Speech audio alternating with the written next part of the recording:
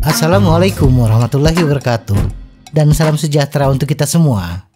Kita semua perlu istirahat dari bersepeda sesekali. Entah itu karena cedera, kelelahan, atau kesibukan menjalani keseharian yang menghalangi. Beristirahat sejenak dari bersepeda dapat terbukti sangat bermanfaat bagi tubuh dan pikiran kita. Namun, ketika kita kembali bersepeda, bisa terasa sedikit berat dan terkadang membuat frustasi, terutama jika kita beristirahat dalam waktu lama.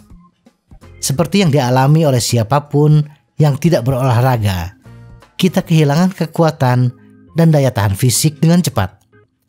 Penelitian membuktikan apa yang kita rasakan. Sebuah penelitian dalam jurnal European Journal of Sport Science edisi Maret 2022 menemukan bahwa hanya 2 minggu de training mengurangi kapasitas latihan dalam beberapa hal, termasuk volume oksigen maksimum dan kekuatan otot. Kabar baiknya adalah kembali ke rutinitas yang teratur, memberikan manfaat fisik, mental, dan emosional yang langsung.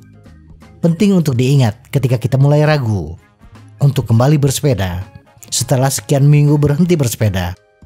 Apakah disebabkan oleh perasaan takut atau cemas terhadap tingkat kebugaran kita? Maka ingatlah bahwa dengan bersepeda, kita akan langsung merasakan beberapa manfaat bersepeda, termasuk peningkatan suasana hati dan energi. Apakah akan terasa sulit pada awalnya? Tentu saja. Namun, langkah awal yang penting untuk kembali bersepeda setelah sekian lama tidak bersepeda adalah mengakui dan menerima bahwa kita tidak mungkin bersepeda seperti terakhir kali kita bersepeda. Kita harus menerima bahwa jarak yang kita tempuh mungkin hanya setengah dari jarak terakhir yang kita tempuh. Atau tidak perlu cemas. Kenapa badan terasa pegal-pegal, lutut terasa panas, padahal biasanya tidak pernah.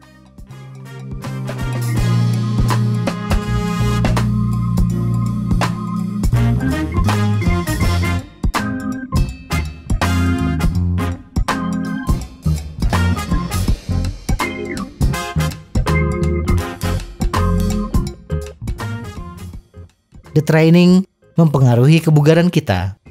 The training atau istirahat dari berolahraga menyebabkan fisiologis tubuh beradaptasi dengan cepat menuju kondisi ketika kita mulai berolahraga. Perubahan ini mencakup rentang yang luas, termasuk atrofi otot, kehilangan massa otot, dan penurunan volume oksigen maksimum, juga disebut kapasitas aerobik atau jumlah maksimal oksigen yang dapat digunakan tubuh kita selama latihan intens. Setiap orang akan mengalami the training dan atrofi pada tingkat yang berbeda dari yang lain. Dan tidak ada jalur tunggal dan pasti. Sebagian besar bergantung pada riwayat latihan kita. Individu yang telah berlatih selama bertahun-tahun cenderung mempertahankan lebih banyak otot dan mempertahankan kebugaran lebih baik daripada seseorang yang mulai berlatih 6 bulan lalu dan kemudian beristirahat. Mengenai seberapa cepat terjadinya the training, itu lebih cepat dari yang kita duga. Perubahan pertama mulai terjadi dalam waktu 5 hingga 10 hari. Dimulai dengan penurunan volume plasma darah dan kapasitas aerobik. Detak jantung kita saat istirahat mungkin lebih tinggi, dan kapasitas aerobik kita akan menjadi yang pertama berkurang. Kapasitas paru-paru kita akan lebih rendah dan mungkin lebih sulit untuk melakukan perjalanan yang lebih jauh atau pendakian yang menantang. Otot-otot yang kita kembangkan selama latihan kita akan mulai mengecil jika kita tidak menggunakannya sama sekali. Namun, jangan panik dulu. Ini sama sekali tidak berarti kita akan kehilangan keseluruhan kebugaran kita hanya dalam beberapa hari. Meskipun adaptasi the training cukup cepat terjadi, tubuh manusia secara luar biasa mampu bangkit kembali, terutama pada individu yang memiliki riwayat latihan yang panjang. Selain itu, jangan biarkan informasi ini menghalangi hari istirahat propilaksis kita. yang harus kita jalani.